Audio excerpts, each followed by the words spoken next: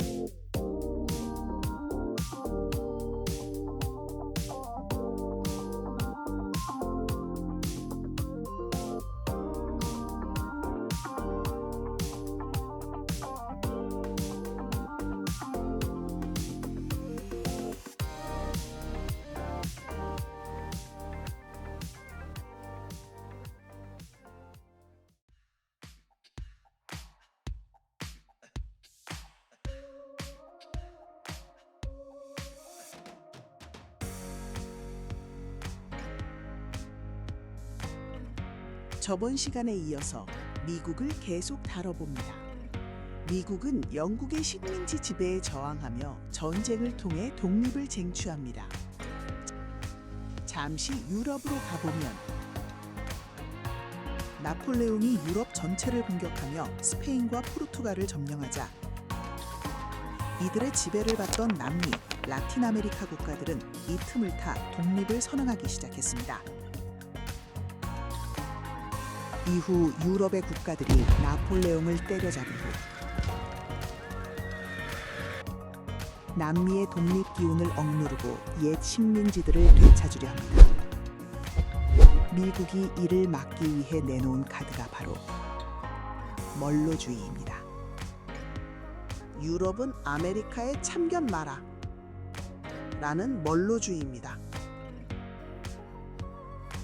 이후 미국은 약 100년 동안 유럽 일에는 신경 안 쓸 테니 너희도 아메리카 대륙에 오지 마 라는 고립주의, 자립주의로 살아가면서 아메리카 대륙은 미국의 앞마당이다 라는 의미로 확대 해석하며 남미 국가들에 적극적으로 개입하기 시작했습니다. 미국 멕시코 전쟁. 멕시코와 전쟁을 벌여 멕시코 영토의 상당 부분을 가뿐하게 뺏어갑니다. 미국 스페인 전쟁. 쿠바의 독립을 돕는다는 명분으로 스페인과 싸워 이긴 뒤 쿠바를 종속 상태로 만들고 착한 제국주의라는 드립을 치면서 푸에르토리코, 괌, 필리핀을 차지합니다. 이후 말은 부드럽게 하되 손에는 커다란 곤봉을 들어라 라는 드립을 시전하면서 도미니카 공화국, 니카라과, 아이티 등의 해병대를 보내 관세청을 장악하거나 군사점령을 하며 내정에 잔섭했습니다. 이렇게 아메리카 대륙 나와바리에서 일장 행동을 하며 살고 있다가 유럽의 1차 대전이 일어납니다. 양쪽에 수출을 해대면서 재미를 보고 있었는데 연합국들이 참전하라고 압박해도 참전 안 하고 버티다가 연합국에 막대한 대출해준 미국은행들의 상환 위험과 수출의 많은 비중을 차지하고 있다. 연합국으로의 수출 무역에 위협이 생긴 것 때문에 참전을 하게 됩니다. 물론 명분은 독일이 미국 상선을 침몰시킨 것이 되겠습니다. 이후 유럽에는 2차 대전이 일어나고 미국 자신의 일이 아니니까 당연히 참전은 안 하는 것이고 수출로 막대한 재미를 보고 꿀 빨고 있다가 일본이 중국을 침공하자 전쟁 물자의 생산을 가로막는 철, 석유 같은 물자에 대한 수출 금지 조치는 해줍니다. 그런데 개빡친 일본이 무모하게 미국의 진주만을 공습합니다. 이 진주만 공습과 미국의 막대한 생산력에 대한 유럽의 소비 시장을 잃게 될 처지가 되자 미국은 어쩔 수 없이 참전을 하면서 자유세계 수호라는 드립을 시전해주며 2차 대전에 끌려 들어갑니다. 미국의 압도적인 생산력으로 독일과 추축국들을 때려잡고 보니까 미국 편 일진들도 다 뚝 까맞아서 기어다니고 뻗어있게 됩니다. 스무스하게 세계의 일장이 됩니다. 막대한 생산력에 대한 소비 시장이 전쟁으로 폐허가 되고 다 사라져버리는 대위기에 직면한 미국은 소비 시장을 되살리기 위한 설계에 들어갑니다. 미국을 중심으로 하는 동맹국들과 거대한 글로벌 공급망을 구축하여 경제적 번영과 안보라는 두 마리 토끼를 잡으려 했던 것입니다. 이 시기 소련의 공산주의가 확산되어 소련 세력들과도 경쟁을 해야 되는 상황이었기 때문에 어제까지 총칼로 싸우던 독일과 일본까지 끌어들여 분업화를 시작합니다.